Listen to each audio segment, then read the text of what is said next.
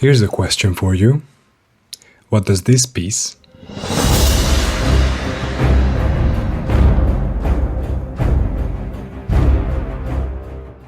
have in common with this piece?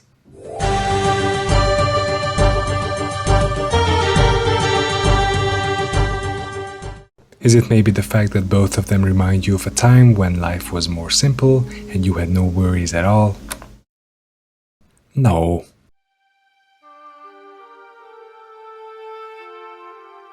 I mean, kind of, yes. But let's just call it what it is. Nostalgia. What else? Both are logging music from very successful fantasy MMORPGs from the 2000s, which, incidentally, got a re-release in the 2010s upon player feedback. Both of them required convincing from the players, but eventually new servers were opened and they're being updated ever since, years later. This seems like an incredibly niche thing to have in common, and if you got it, then well, number one, the YouTube algorithm is working, so hi, and number two, you know how different these two games are. So here we are. Old school Runescape and classic World of Warcraft share this weird, twisting path where both were born from the ashes, or well, at least the slightly dwindling flames of their former selves.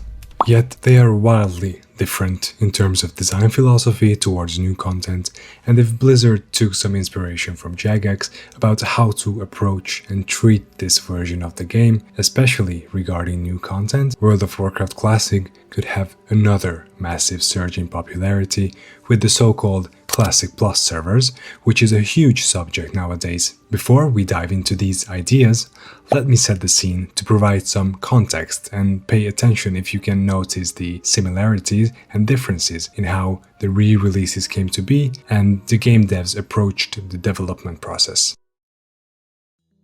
Let's start with old school RuneScape.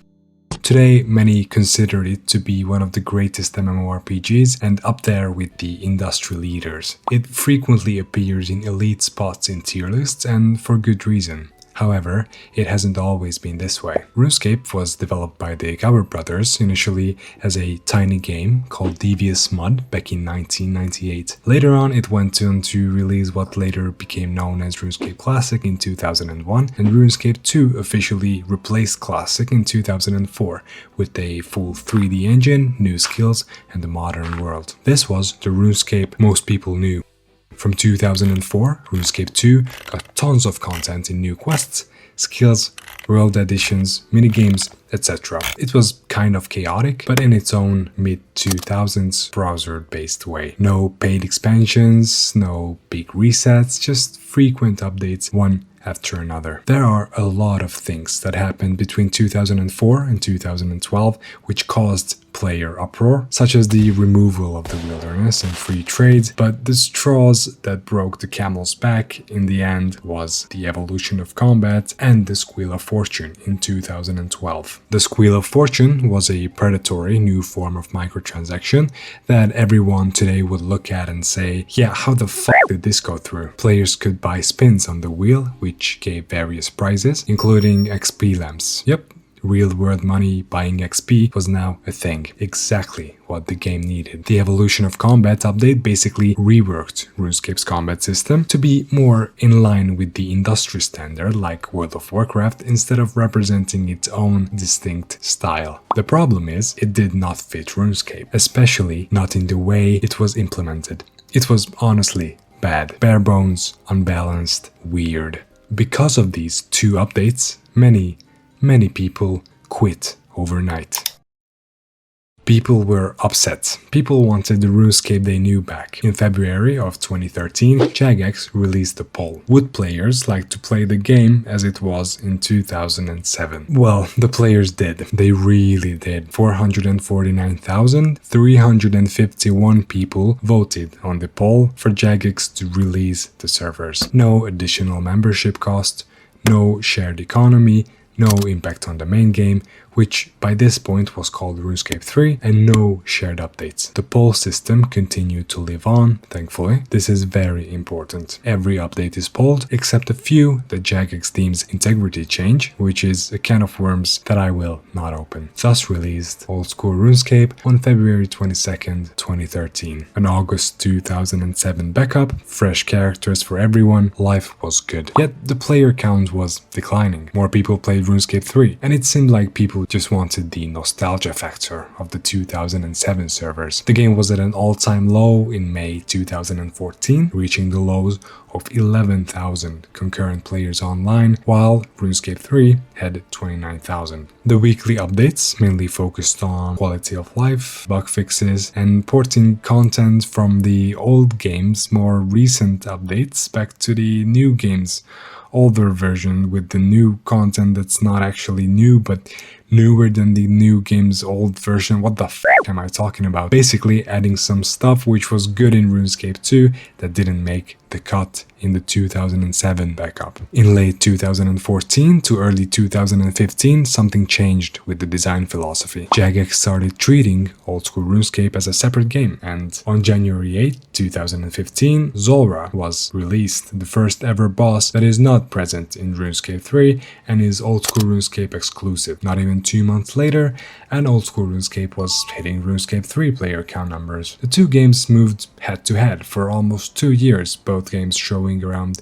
35,000 players concurrently, when finally Old School RuneScape vastly surpassed RuneScape 3's population, for good this time. This was around the time when the game's first ever own unique raid was released, the Chambers of Xeric. Turns out this is what players wanted. The old game with new content, without the microtransactions, without the new combat systems, without the new look. Ever since then, Old School RuneScape's player count has been rising, reaching up to about 240,000 players by 2025 to early 2026, whereas RuneScape 3's peak stayed around 50,000-ish, and the average around 25,000 in the same time frame. Tons of amazing new updates came out, affecting all stages of character progression, with a lot of community engagement from the developers, listening to player feedback, and the leaks. All the leaks. Beloved by almost everyone, a month or two of fresh start servers with wild XP rates and new features where you can collect points to spend on cosmetics in the main game. How did this happen? Why is Old School RuneScape so good and so popular? How could games on a similar path learn from this? Specifically, how could Classic World of Warcraft learn from this? To answer this, we need to see what path World of Warcraft Classic took to get to where it is today, and look at the design philosophy behind the re-release.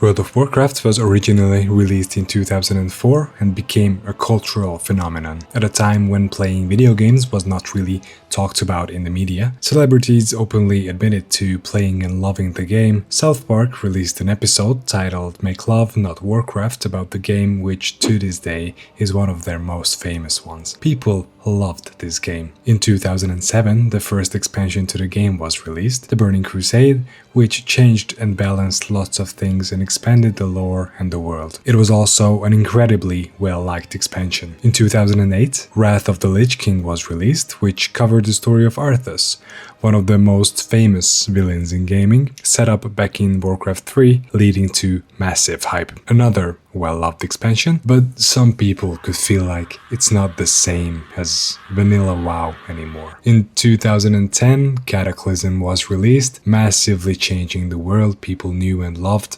It reworked core gameplay features, had some weaker raids, questing became more linear, and World of Warcraft got into a little bit of an identity crisis. Many considered this the beginning of the end of the world of Warcraft people fell in love with, which is ironic given the name Cataclysm. In its own way, in retrospect, it actually wasn't that bad of an expansion at all, but it certainly started to feel very different. From this point on, many people considered World of Warcraft as a vastly different game from the original few expansions. Mists of Pandaria in 2012 was weird in concept, but the gameplay was quite good. Warlords of Draenor in 2014 retconned tons of lore bits, the expansion was slow and in general, well, not very good. Legion in 2016 was well received and had tons of great features, but it was not the original World of Warcraft anymore. I think at this point, lots of old-time players arrived at the conclusion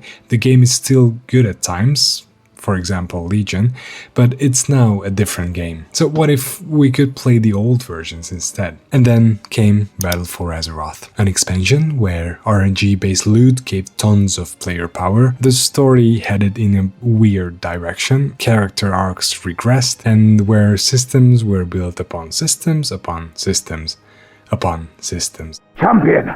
At this point, people were begging for classic servers. The fact that World of Warcraft private servers were thriving in the mid-2010s did not help Blizzard's case. Nostarius, the most famous example, quickly became the most successful vanilla experience private server with over 800,000 registered accounts, which Blizzard forced to shut down in 2016. This showed that people craved the vanilla experience. During the WoW Q&A titled About Almost Everything at the 2013 BlizzCon, J. Allen Bragg famously said when asked about the possibility of classic WoW servers, "You think you do, but you don't." Remember, this was well into Mists of Pandaria before Warlords of Draenor. The question already came up, and it took Blizzard another 6 years to finally release Classic WoW in 2019, during Battle for Azeroth, when the game was at one of its arguable lowest. Classic WoW was a massive hit. All-time players returned for nostalgia, retail WoW players gave it a shot, and new players tried it for the first time. People realized Vanilla World of Warcraft is still great. Sure, a bit rough around the edges. Some great features are missing, which are present in newer versions, but overall, it's a magical MMORPG experience where it truly is about the journey and not the destination. Of course, the modern gaming philosophy affected the classic versions too, like over-optimization of encounters, add-ons, parsing, but there's nothing players could do about it. Some loved it, some hated it. Also, over time, player reception towards change shifted a lot. In the early days, the #NoChanges crowd was massive, and everything had to be released as it was in 2004, except for client-based upgrades. Over time, players became more open to quality of life features or light buffs or backports from later versions such as dual specialization or LFG tools, so they were added to the classic WoW versions. Wait, what do I mean by classic WoW versions? Plural. Yeah, this is where the design philosophy between OSRS and Classic WoW wildly differs. Classic WoW eventually continued on the same path as the original game did. It progressed to Classic TBC, to Classic Wrath, to Classic Cataclysm, and now Classic Mists of Pandaria, barely changing anything from the original releases. On top of this, we still have the classic vanilla version called Era for players who want to play that instead. We have seasonal servers such as Season of Mastery and Season of Discovery sprinkled in now and then sometimes, which add extra content but are limited to a fixed lifespan, like leagues in OSRS, except not really. Eventually, following a community incentive, Blizzard opened hardcore servers where you only have one life, and for the 5-year anniversary they opened, well, anniversary classic servers, which will now also progress to TBC. Confusing? Yeah, a bit. There are simply too many versions fragmenting the player base, and everyone just keeps chasing the newest version that gives that fresh start hype because there's not a definitive main game. I think it doesn't have to be this way. I think this could be changed. I think World of Warcraft Classic can stray from its theme park, seasonal, fragmented server roots and pivot towards a forever type of experience. How? Classic Plus.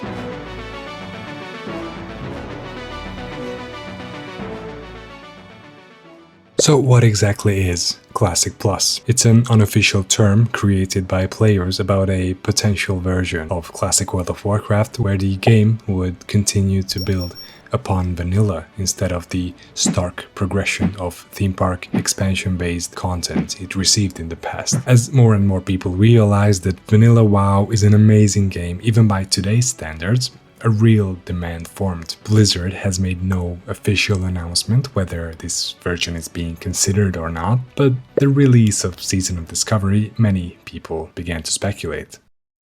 Season of Discovery was a seasonal server released on November 30th, 2013, and it received its final content update on April 8, 2025. The server was built around the Vanilla World of Warcraft build, adding extra abilities, talents, and roles for classes in the form of runes, added extra raids, and portioned the leveling process to certain phases. Some phases were incredibly well received, while others, well, not so much. But it certainly was a very unique experience in terms of official Blizzard World of Warcraft terms. So why am I talking about Season of Discovery? Because it was a step in the right direction, while at the same time not really. It got us closer to Classic Plus, but it was simply too much. It was like an OSRS League in a sense, a ton of fun, but you wouldn't want to play it forever. Yet this was the only time when Classic World of Warcraft even remotely got any form of new content. What most people want in Classic Plus is Vanilla WoW with better balance and extra content, but Season of Discovery kind of did it way over the top. Mind you, on purpose. Blizzard was experimenting regarding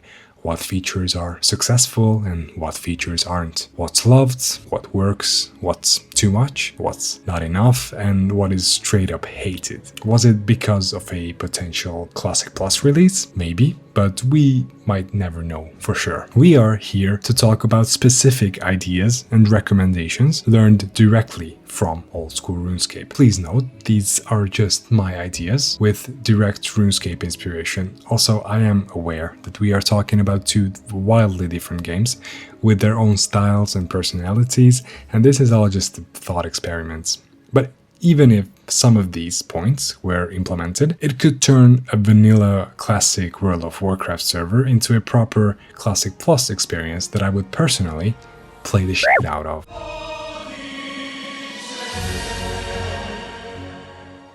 The first thing that old school RuneScape has done really well over the last couple of years was catering to early and mid-level players. From the past few years, we saw the addition of tons of new quests, bosses, combat rebalance, new areas, gear and consumables, which were catering to accounts in the early to mid-game. Notably, Varlamore was jam-packed with new quests like the Perilous Moons, the Final Dawn questline, and Shadows of Custodia, each bringing something new for mid-game accounts. They brought the Perilous Moons bosses and Custodian Stalkers as new Slayer monsters, providing equipment pieces which are geared towards mid-game. Importantly, they all fill their respective niche without vastly overpowering gear at similar levels. For example, the Blood Moon armor set filled a low defense, high offense niche in melee gear, the Blue Moon armor set filled a hybrid melee magic niche, and the Eclipse armor set filled a hybrid melee range niche, while I would like to specifically highlight the Atlatl,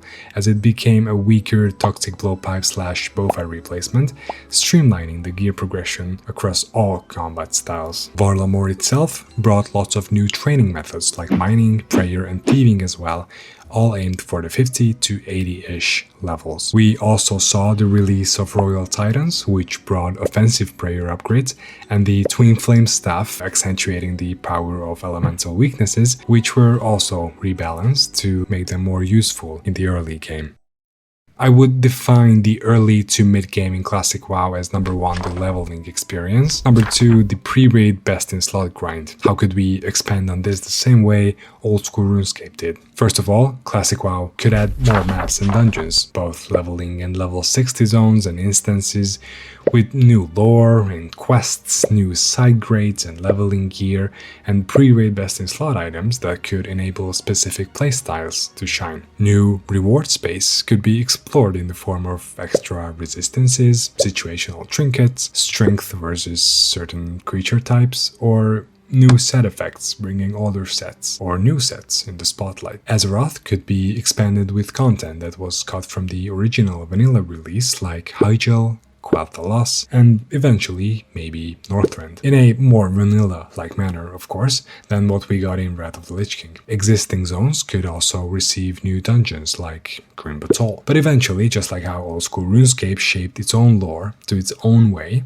Classic Plus could diverge from the original World of Warcraft lore and timeline. Existing zones could also get a facelift with new settlements, new standalone quests, quest chains and breadcrumbs quests to other zones, just like how old school RuneScape's skills and regions got more and more depth over the years with extra minigames, skilling methods and quests. We could also see open world events pop up from time to time over different zones, which would draw players there. Maybe a boss, a merchant, a specific resource gatherable by everyone with the correct professions, anything to make the world feel more alive. One of the best kinds of quests, lore-wise in my opinion, from vanilla are the raid attunement quests, which I would equate to the Grandmaster quests from old school RuneScape, adding more long, lore-packed quest chains for dungeons and raid attunement, or even for something entirely new, could enrich the game's lore and the world. Finally, one very important thing that defines old school RuneScape's progression, especially for Iron Man, is the fact that content builds on top of each other instead of straight up replacing and power creeping old content. You cannot get an Infernal Cape, the best in slot melee cape,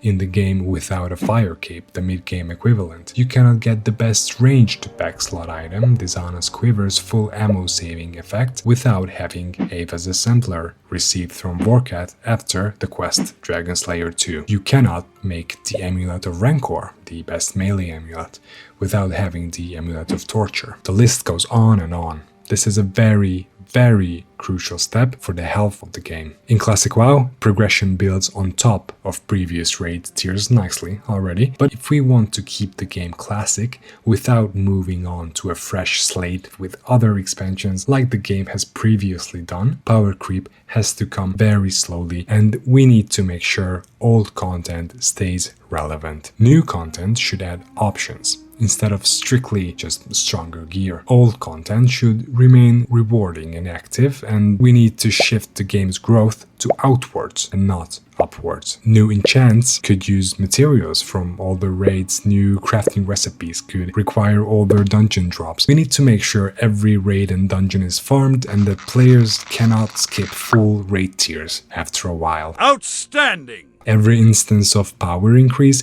has to stay measured and intentional. Unlike retail World of Warcraft, where every major patch adds tons of catch-up mechanisms to help returning players, Classic Plus should minimize this, and the only catch-up mechanism should be the variety of added options players can choose from to build their characters. If Classic Plus could somehow apply this carefully, this could prove to be a cornerstone of the longevity and health of the game.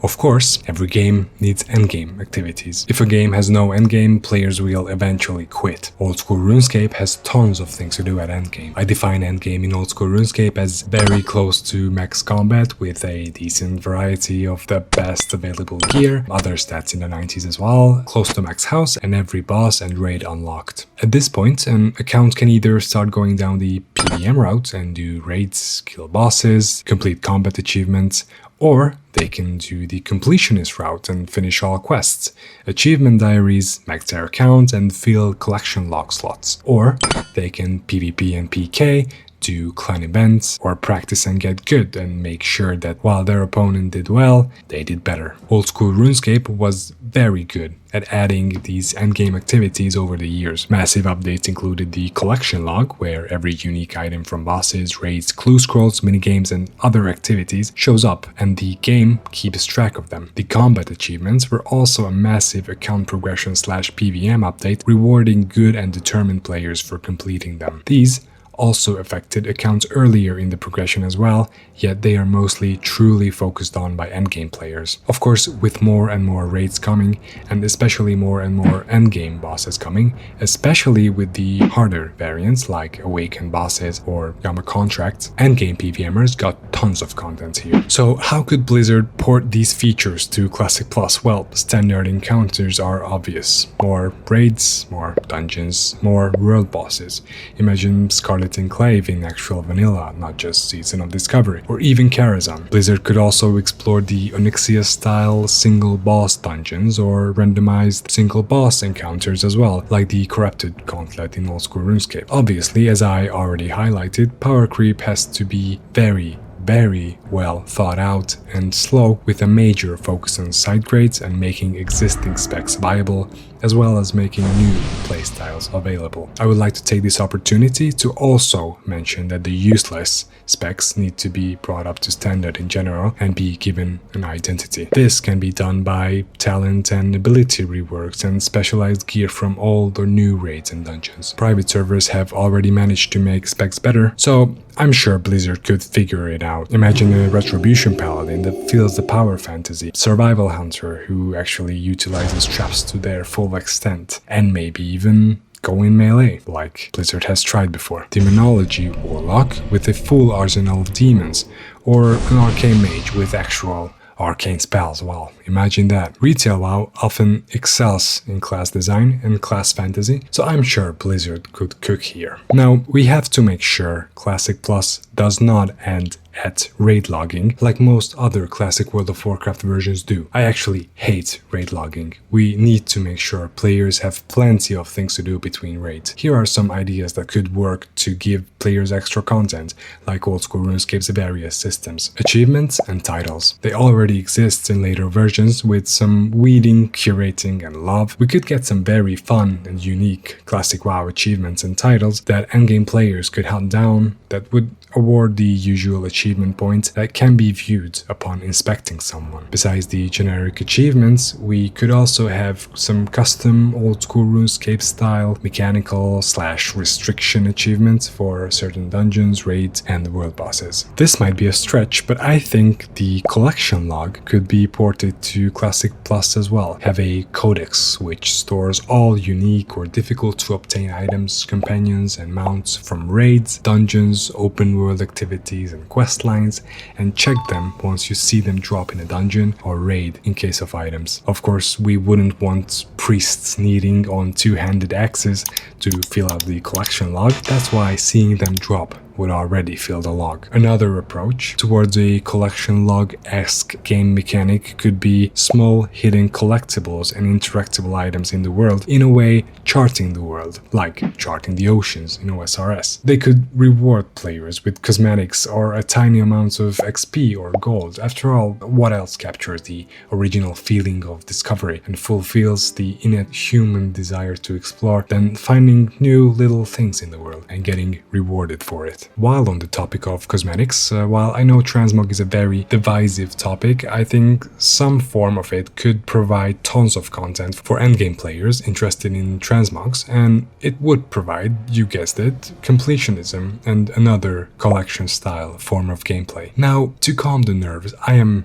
not talking about standard transmogging like in retail WoW. I think we should strictly keep it for cities, settlements and player hubs. Players could apply transmog sets like they apply a Noggin Fogger elixir. They just set it up themselves in the way that they want from the collected appearances. As soon as they leave the town or get in combat, the transmog falls. Old school RuneScape has neglected PvP quite a bit, but Classic Plus has tons of options. New BGs, the arena system and other new systems could easily be added for PvP content for endgame players. One thing that old school RuneScape could directly inspire is a wilderness style map or collection of regions. This would feature free PvP, potentially even with imp actions, with the potential for great loot. Basically the Gurubashi arena, just on a larger scale with more types of content. A PvP mastery track feature could also replace the 14 rank system or exist alongside it, where you could have an XP bar for PvP that could also go to infinity and display your statistics as well. Now, I am in no way talking about PvP talent or gear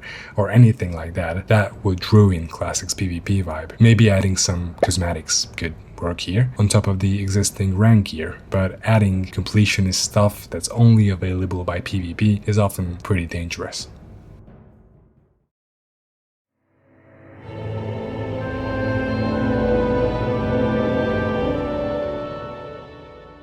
The infinitely scaling PvP XP ties in nicely here. This is a bit of a weird section. One of the reasons old school RuneScape is so successful is because it tickles your brain just right with XP drops and seeing levels increase. I would like to call this phenomenon the well-known numbers go up, which satisfies the human psyche in such a unique way that we need to talk about it. From the very beginning of the game, seeing the little fireworks for level ups, seeing the XP drops every few ticks, seeing resources increase in the inventory and the bank, seeing damage numbers go up, seeing collection log numbers increase, it just gives so much dopamine. This follows you all the way from account creation to the endgame. Could World of Warcraft adopt some of the features to mimic this? I figured a character could have a hidden level appearing on the character sheet after hitting level 60. Whenever you would gain XP, your character could keep getting it to this new level system, essentially making it uncapped. Of course, it would not give you extra power or talent points, it's just a visually pleasing extra form of character progression. Hell, we can even go one step further. How about an account-wide quote-unquote total level? You have 10 character slots. Now, you have another incentive to level alts. Well, not a true incentive. The incentive is numbers go up. While we're talking about account-wide things, I think thinking of your account as one entity, similarly to how you only have one character per account in old school RuneScape, is a good thing. We could do so much with it. Display the total account level, or account-wide statistics on any of your characters. Have a warband, quote-unquote, coming from Retail WoW, tab on your character sheet to display your alts, their levels and their gear, their dungeon and raid completions, total damage taken, dealt or healed, PvP stats, honorable kills, PGs, or arenas played, the list goes on. Some things could absolutely be account-wide, such as a separate bank tab, as you can already mail items, so why not? Collection logs or achievements. Seeing any of your 10 characters get better, at least in terms of statistics, and on the number go up scale, on all of your characters would add ton of content to work on to truly showcase your account that you worked so much on over the years.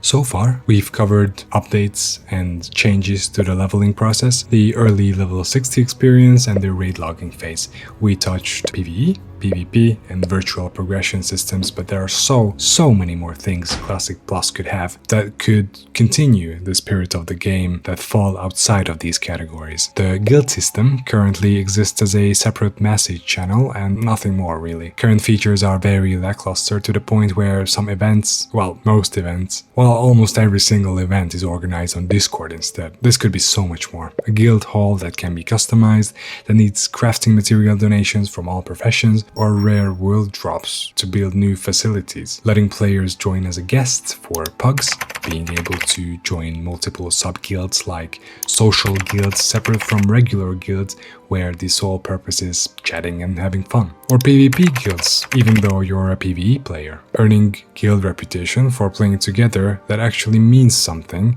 and give special tabards or titles. Weekly guild events like escorts, defend quests, or rare world bosses that are only taggable by guild members on random maps. A proper working guild bank with permissions and a usable log to keep track of items. Organized guild versus guild wars to revive world PvP. Okay, most of these ideas do not come directly from old school RuneScape, but one very typical OSRS community minigame that I adore is the bingo. There are many forms of this clan-wide minigame, but it's all based on having to fill up rows, columns, or the whole board of a predetermined bingo board. In Classic Plus, these could be gather quests, dungeon completions, profession-related fields, PvP, whatever your heart desires. It's such a simple and fun way to play the game.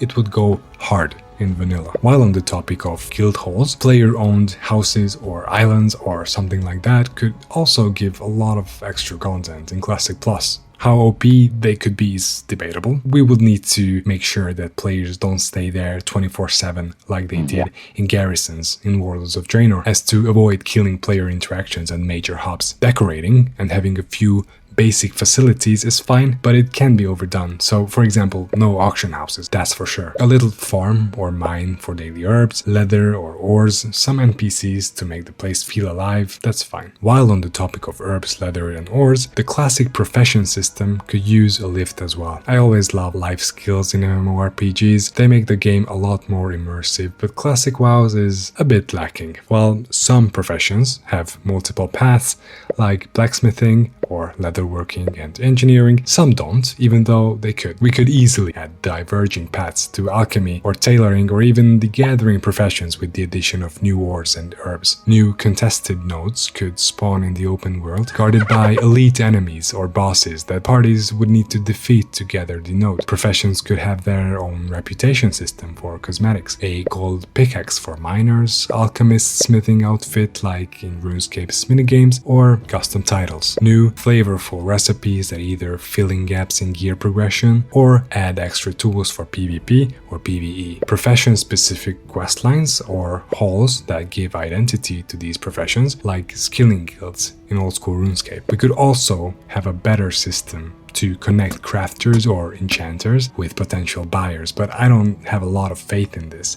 given how to this day WoW hasn't managed to solve this problem. We could have certain shortcuts that only players with a given profession could use or unlock, like how rogues can unlock doors. Maybe there could be some vines blocking a shortcut that only herbalists can cut down, or a boulder in the way that miners need to tear down, an enchanted barrier that enchanters can dismantle, or a toxic pool that alchemists can neutralize. This system is used in some quests in some areas in old school RuneScape, like the entrance of the God Wars dungeon or the road to Max Island. Cross-profession synergy could be huge, just like how old school RuneScape skills depend on one another, and certain skilling methods require more than one skill to unlock. Herbalists could grow some plants and not just harvest them, and alchemists could grind these seeds, tailors could work the fibers, engineers could use the oil from the plants that herbalists grow themselves and then harvest. Engineers could craft molds that blacksmiths could use. The list can go on, and this is a massive place for creativity. Hot take, but I also think we could bump the primary professions per character to 3 or even 4, but this might reduce the need for player cooperation, which is not a good thing in an MMORPG. Lots of ideas, and I didn't even touch on the potential of new professions, either backported from later expansions, such as archaeology or jewel crafting, of course with vanilla tweaks, or classic plus exclusives, such as an exploration or cartography skill, for example, as a secondary profession,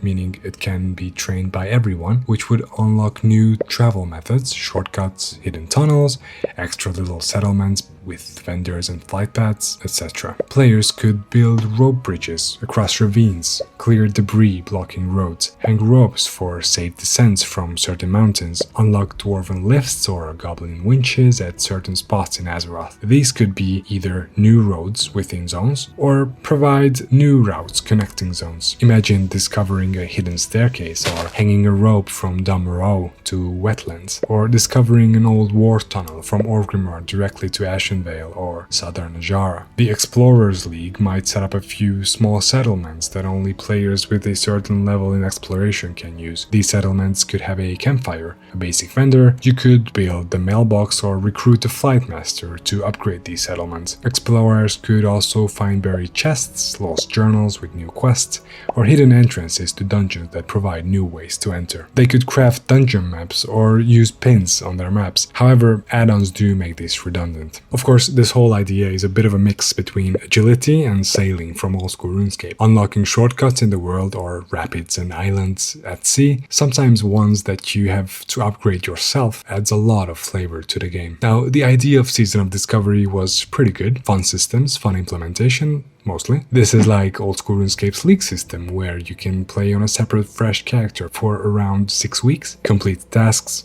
unlock powerful relics with massive buffs, and complete the game like never before. This is a cool system that treats players to a nice dessert after having the main course every day. Jagex does this well, once every year and a half or so, because just like dessert, too much is also bad. You don't want to eat a cake after every meal. I mean, you might, but You really shouldn't. This could also work for Classic Plus, a new temporary fresh start server every year or two with massive buffs, runes or relics lasting for a month or two. These fresh servers could highlight major updates from the past years for returning players and at the end reward players in the main game with tokens that you can spend on cosmetics like in old school RuneScape. The last idea I have here is another OSRS Classic. I mean, a classic feature, not RuneScape Classic, and not World of Warcraft Classic, you know what I mean. Staple, yeah, let's use that word. An OSRS staple feature, extra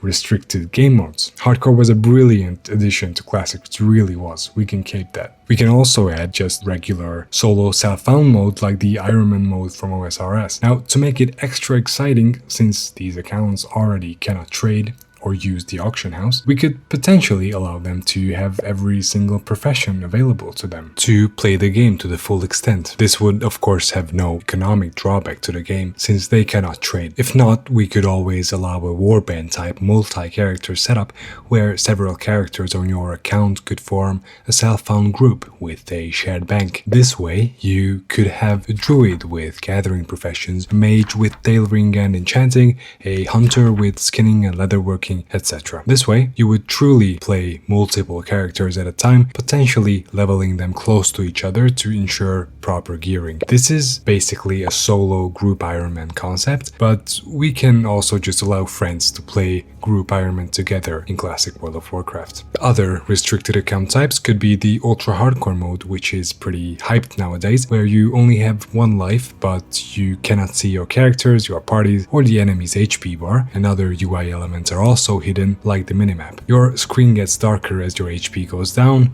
until your screen fades to black when you die. We could also have a lore walker mode where you get less XP from kills and dungeons and only get normal XP from quests. With new zones and more quests that we discussed earlier, this could be achieved comfortably, even in vanilla. A grey/white item only challenge is also a fun concept seen on many private servers. Getting to 60 this way could award a title or a cosmetic item. As you can see, there is a ton to explore here. World of Warcraft in the end is not just about PvE or PvP, it is a world to expand. With some or many of these features, we could add a ton of extra breadth, silly, good old vanilla spirited humor, social elements, and replayability to the game.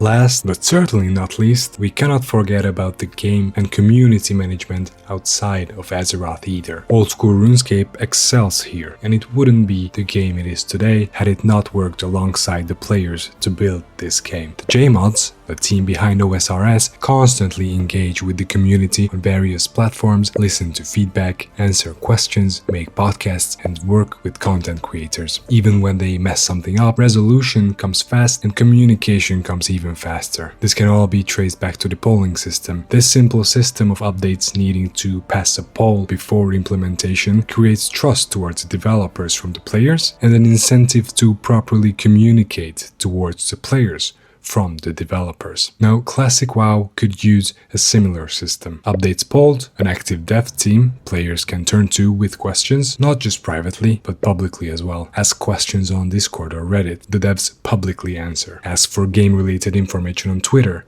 and someone answers, like how Mod Ash digs into the code just to answer weird questions players have. Next, a more technical aspect, economy management. To avoid crazy inflation, the game needs to take gold out of the economy and also manage the influx of gold from, well, undesirable sources. This means gold sinks, taxes, careful planning of vendor prices, and banning bots. Bots are massive both in Classic and in OSRS. Unfortunately, gold buying is quite serious in both games and it needs to be struck down hard. Old school RuneScape is a seesaw in this aspect. It either bans tons of bots in waves, makes a community event out of it in the form of bot busting live streams, or lets them run rampant for a while. Of course not on purpose, but because it really is a massive job. But controlling the bots and banning gold buyers should be a huge priority to keep the economy healthy. And finally, roadmaps and posts. Old School RuneScape has a yearly summer and winter summit where it outlines major gameplay and technical updates in the next year, full of exciting new content. Now, Classic also has roadmaps, but they're currently showing content we've already seen once, or twice, or even 3 times now in some cases. Yeah, with Classic Plus, where the feeling of anticipation and novelty is once again something players can experience because of new content, proper roadmaps and frequent blue posts are crucial. I know this is a lot. I know there's at least something you don't agree with. Fair. These are just my ideas in an ideal world where Blizzard realizes the potential and gives the proper resources and care to Classic Plus in a world that is so starved for a new MMORPG to call home. And to be fair, a game like this would really make Classic Plus feel like a place players can truly call home. No wild expansion jumps, no new servers every year or two, your account, your characters in an ever-evolving Azeroth. New dungeons, raids, new types of PvE encounters, achievements, collection features, PvP systems, curated power creep, updated guilds, new game modes, profession facelifts could provide so much content for both casual and serious players to avoid raid logging for a month or two at every raid tier and call it a game experience. No new evil villains every 2 years, no major changes to the story where it turns out a previously unknown evil bad guy caused every problem that ever happened in the entire universe. You know what I'm talking about. Just a world that slowly expands, gets richer, gets deeper, and gets shaped in the way the players and the developers mutually agree on. Would you play a version like this? Do you think you would play it longer than a regular Classic cycle? What else could be added to Classic Plus? Please let me know your thoughts, and if you liked this little thought experiment, please like the video and feel free to subscribe. If you didn't like it, then please let me know what I could improve on. And with that, if you're still here, thank you so much for watching, and I hope to see you in the next video.